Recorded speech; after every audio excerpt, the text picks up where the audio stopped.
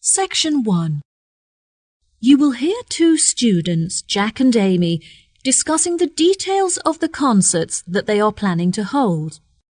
First, you have some time to look at questions 1 to 5.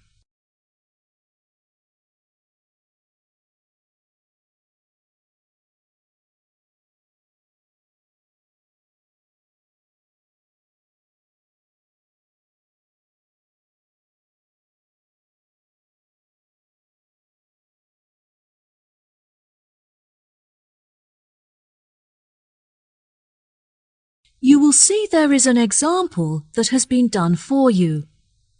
On this occasion only, the conversation relating to this will be played first. Oh, hi, Jack. Thank you for coming to discuss the details of the concert. It's a real help. No problem, Amy. I'm looking forward to throwing some ideas around. Shall we order coffee before we begin? Yes, I'll have a cappuccino, please. Right. First on the agenda is deciding who the intended audience is, because we'll obviously have to base our choice of music on this. The thing to do before they start is order coffee. So, coffee has been written in the space. Now we shall begin. You should answer the questions as you listen, because you will not hear the recording a second time. Listen carefully and answer questions 1 to 5. Oh, hi, Jack. Thank you for coming to discuss the details of the concert. It's a real help. No problem, Amy. I'm looking forward to throwing some ideas around. Shall we order coffee before we begin? Yes, I'll have a cappuccino, please. Right. First on the agenda is deciding who the intended audience is, because we'll obviously have to base our choice of music on this. Classical concerts are held all the time, but I'd really like to do something different and make it special. What do you think about holding it outside? I like the idea, but the weather is too unpredictable. What if we host the concert for children? We could make it more lighthearted, and everyone could dress up in costume. What a wonderful idea! We could host the event every afternoon so that children can attend after school. How much do you think we should charge? I don't think we should charge more than $5 for the student tickets. No, I think that $4 would be a fair price. We can charge adults a little bit more. I'd say that $6.50 is suitable. Okay, great. That should hopefully cover the costs of running the event. The local press will be in attendance to take photographs to print in the newspaper, so we'll also need to organize a press tent. It's all so exciting. There will also be a representative from the local radio station broadcasting live. They're predicting that over 1,000 people will tune in to listen. Now that we're agreed, let's move on to discuss our other more sophisticated concert, where we'll be hosting a number of well-known opera performers. As the majority of people will be at work during the day, I suggest that the concert takes place in the late afternoon or evening. Which do you think? I think we should definitely hold an evening concert. The darkness will make the entire performance more dramatic. Yes, that will be fantastic. Let's host the event on Friday when everyone can wind down after finishing a week of work. It'll be a lovely start to the weekend. As it will be a lavish and elegant event, I think we should set quite a high entrance fee of around $40. It'll give us some extra money to spend on decorations. That sounds fair. Instead of using chandeliers and electric lights, we should decorate the marquee with candles instead. It would be so romantic. Okay, perfect. Before you hear the rest of the conversation, you have some time to look at questions 6 to 10.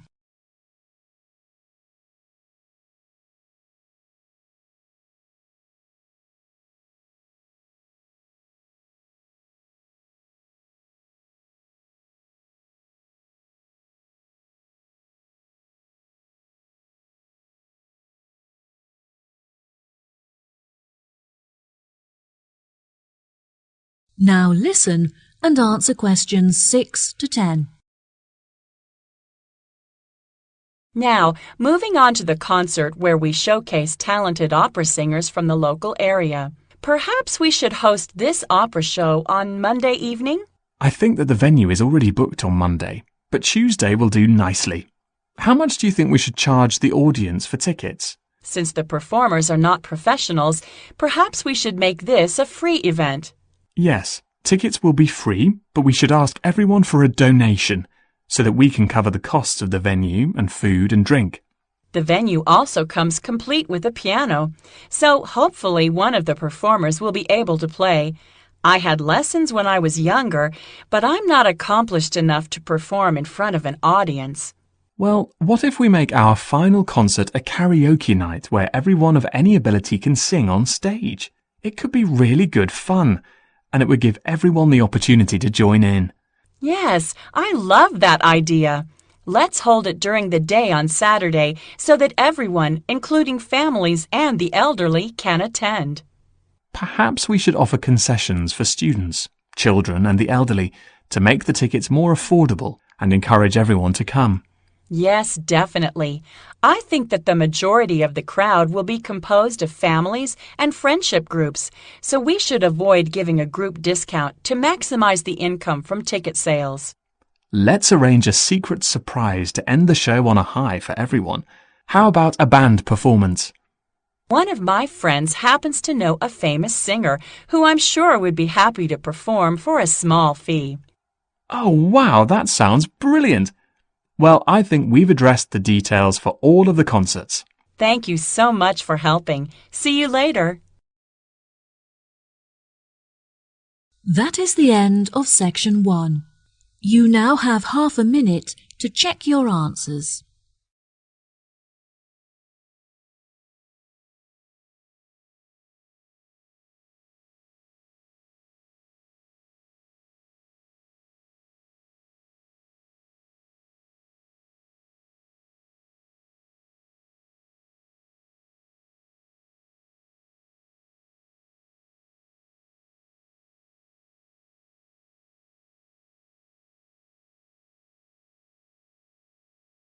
Now turn to section 2. Section 2. You will hear a radio program giving some advice about saving energy. First, you'll have some time to look at questions 11 to 16.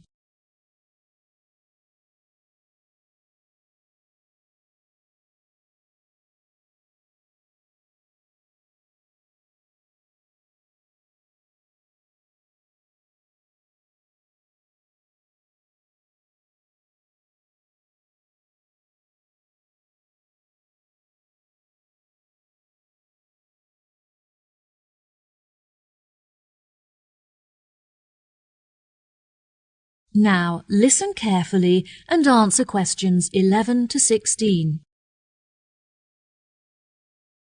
Hello, ladies and gentlemen, and thanks for tuning in to Action Radio, where we discuss current affairs and global issues. My name is Jill, and today I'll be discussing the very relevant issue of the importance of saving water and how you can do this at home. The most common type of wasted energy in the domestic environment is heat. However, since the walls of my home are very well insulated, I am lucky to have no issue with this. I've discovered, however, that I waste a lot of water as a result of my lifestyle. I've researched ways to minimize my water usage online and have been pleasantly surprised to find that there are specialists in the area who can make some changes to my home immediately. The only downside is that the works are quite expensive and there are no means of getting financial assistance. Now, if any of you listeners are interested in reducing your energy usage, here are a couple of easy and positive changes you can make immediately. A lot of the magazines will recommend that you change your bulbs for those with energy-saving capabilities. However, I have found that these make little difference to your electricity bills, and they also severely reduce the light levels in your home. Instead, simply switch off all plug sockets and appliances to make an immediate saving on your electricity consumption. If this doesn't make enough of a saving for you, you could later try turning down the thermostat as well. Despite the discount that my energy provider gave me for prompt payment, my monthly bills were very expensive for the amount of energy that I was using, so I decided to change providers. Not only did I make a huge monthly saving, but the company also offered me other perks. I am now able to pay my monthly bills online, for example, which I am thrilled about because it means that I no longer have to drive to the bank. Once I have been a customer with them for a year, they will also offer a deduction for all of the energy-saving appliances I use. Now, many of you will have an electricity meter at home, so I'm sure you'll all understand the issues associated with them. They occupy a lot of space in your home and can be unsightly if you're unable to tuck them away in a cupboard. Mine is quite large as it measures both my gas and electricity, but I was luckily able to hide it in the coat cupboard where I can keep it hidden but also access it easily. Having said that, whenever I have to take a meter reading, I have to use a torch because the screen is too dark to read the numbers correctly.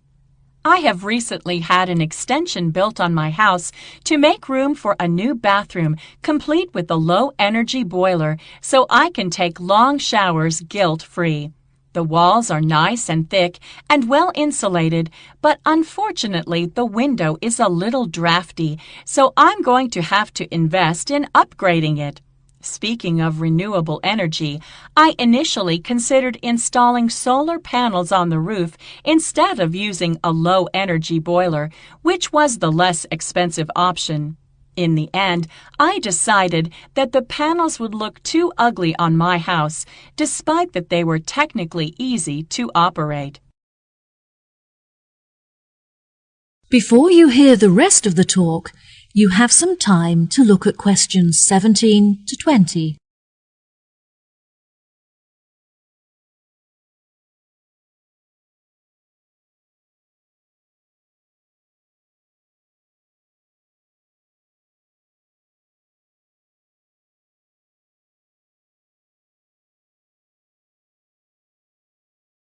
Now listen and answer questions 17 to 20. Now, if you're a fan of taking long showers like I am, then switching from baths to showers will not help to reduce your water usage. Instead, here are some small but effective changes you can make. When making a cup of tea, for example, measure out the amount of water that you need before boiling it. And when brushing your teeth, use a cup of water instead of a running tap. I tried filling up my washing machine before switching it on, but I found that the clothes were not thoroughly cleaned, so I would not recommend this. If your tap drips when it is turned off, then you should call a plumber to fix it, as this can result in a lot of water being wasted. Before finishing today's show, I'd like to address two questions that we often get asked by listeners. We had some great feedback about our answer to last week's question on how to calculate the price involved in powering domestic appliances, so let's see how we do this week. One of our most commonly asked questions this week was which device is the lowest energy option for watching films? The simplest answer is that the smaller the screen, the lower the energy used. One of our listeners wrote in with a question that made me chuckle, and the answer is yes, solar panels only work when the sun is out. Now, on a more serious note, a number of you wanted to know what the most efficient temperature is to set the thermostat to. The answer is that the closer you set it to room temperature, the lower the energy used. Before I say goodbye until next week, I'll leave you with one last tip. Turn off the lights when you leave the room. That is the end of section 2. You now have half a minute to check your answers.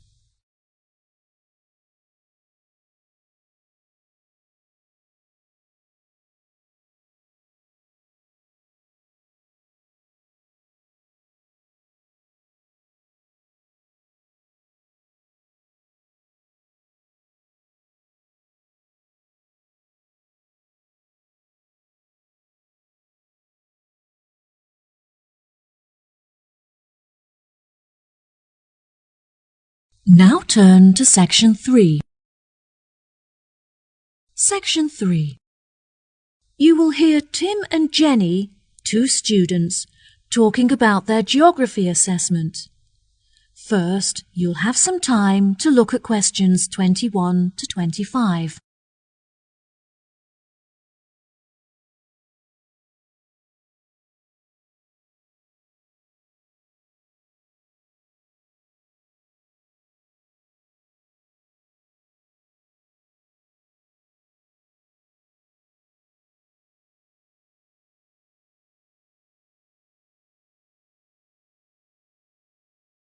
Now listen carefully and answer questions 21 to 25. Hi, Jenny. Hi, Tim. How are you doing? I'm okay, but I'm really stressed out about our geography assessment next week. Have you done any work on it yet? I've looked at it a little bit, but it would be helpful to discuss it with someone else. Do you want to chat about it with me? That would be great. Do you know what the rules are for the test? For our assessment last term, we were all required to collect raw data in order to achieve a pass. However, this term the tutor has said that it won't be necessary for us to do this. I read through the notes and they said that we are all going to be given a set of instructions that we can choose to follow if we wish, but it's not mandatory and we can complete the exam as we wish. I don't think that the rules will be too strict. As long as we don't copy the answers from anyone else's exam paper, I think we'll be sure to pass. Yes, I agree. Shall we put together a slideshow presentation with information on all of the volcanoes? I think it will really help us to revise the facts. Okay, great. Let's start with Pompeii. It's the most well-known of all the volcanoes, so it should be easy to find lots of information about it online. I'll avoid including some of the images in the presentation, as many people were killed, and some of them can be quite disturbing. We're lucky to have a double free period today, so we will have plenty of time to revise this together. Okay, next up is Mount Fago. This is an ancient mythical volcano, the location of which is unclear. There are mountainous regions in both Mexico and the USA, both of which are rumored to be the site of this volcano. It's not very scientific to list two separate locations for one volcano, but since no one has been able to prove which is the correct one, we're left with no choice.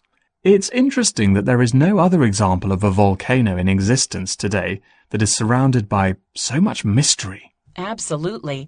I think we should include some information about Mount Etna in Sicily, which is famous for the stunning panoramas that one can appreciate from its peak. According to Google, it's a relatively new volcano compared to others in the surrounding region, which may be why it has very few of the features found in older volcanoes. Oh, how interesting. Shall we include information on Mount Hurton? I don't think that any of the other students have carried out much research into it, even though it has a lot of unique features. I think we should leave it out. Since it's a man-made volcano, it's not that relevant to our syllabus, and probably won't be included in any of the exam questions. Before you hear the rest of the conversation, you have some time to look at questions 26 to 30.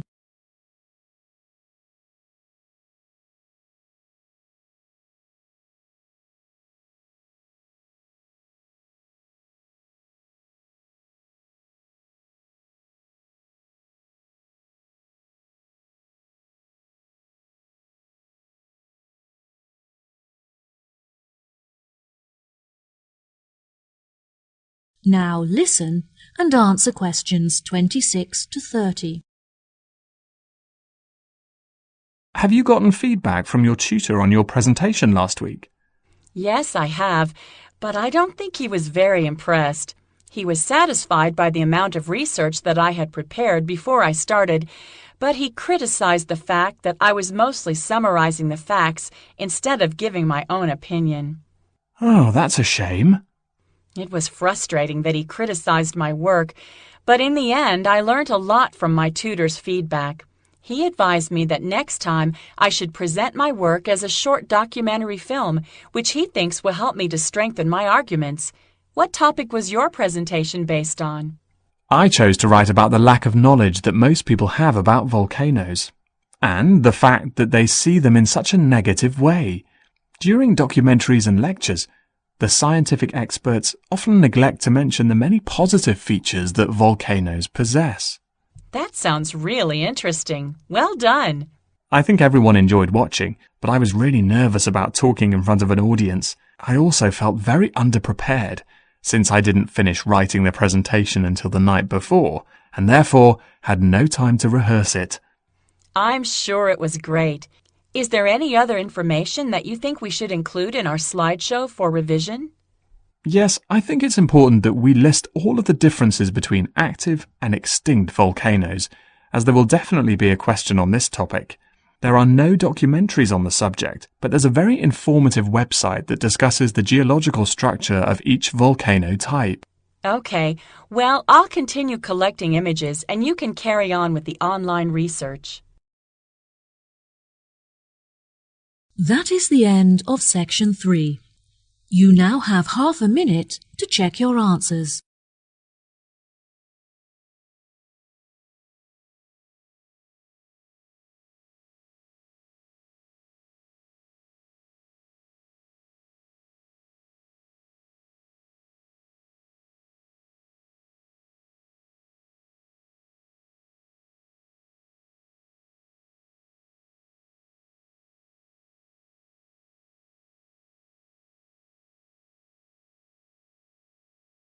Now turn to section 4. Section 4. You will hear a part of a lecture in a series of lectures about chain stores in the UK. First, you have some time to look at questions 31 to 40.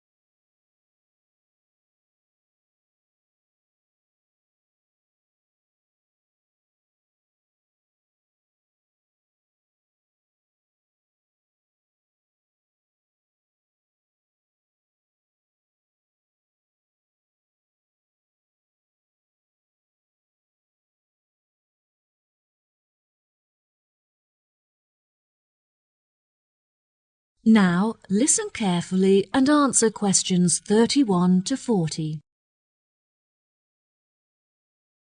Welcome, ladies and gentlemen, to the second lecture in our series on chain stores in the UK. Today, I will be focusing on a very successful global petrol company called Telsa, paying particular attention to their expansion and future development. There will be time for questions at the end, so please refrain from interrupting during the talk. When it was founded, the company was a family-run organization with only one shop open in a small town in southern England.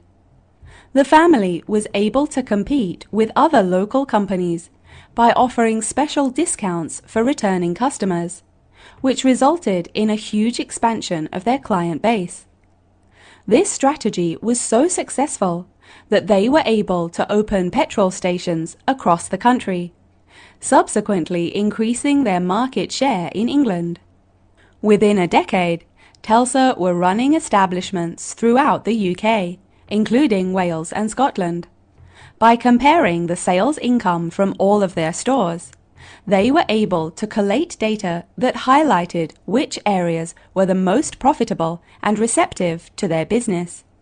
They discovered that by closing the less profitable stations in the south of Scotland, they could increase the income from their other more profitable stations.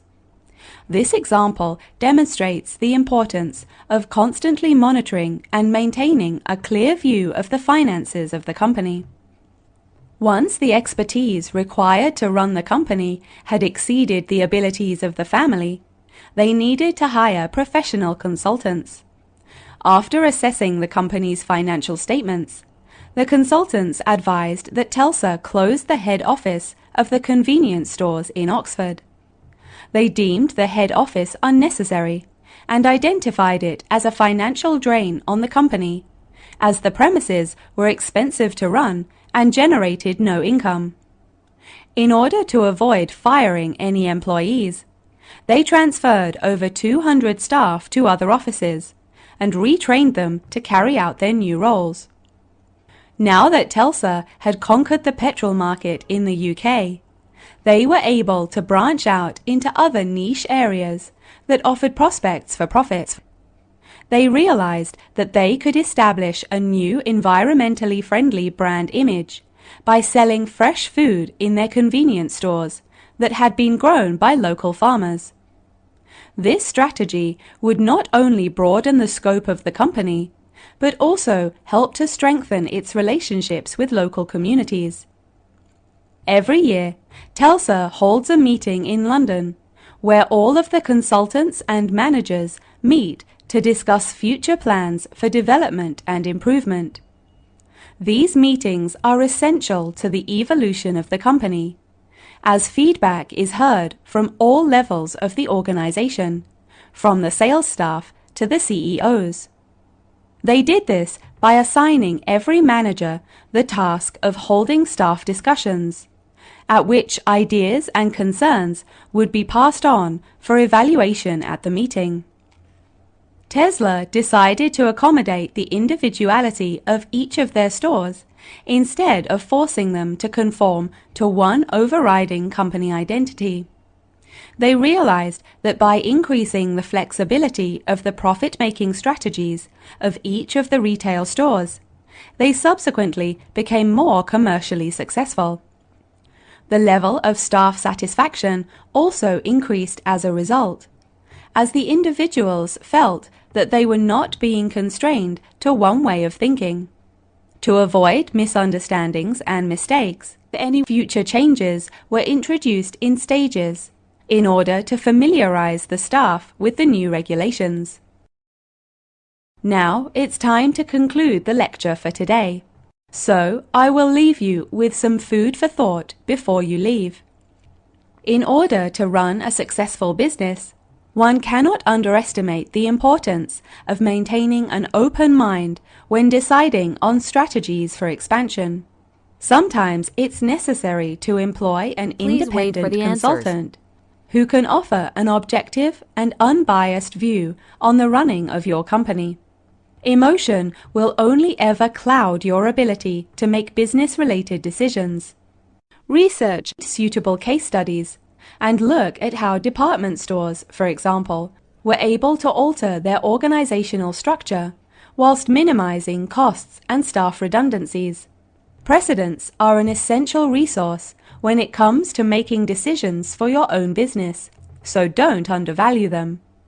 Well, that wraps up our lecture for today. If there are any questions... That is the end of section 4. You now have half a minute to check your answers.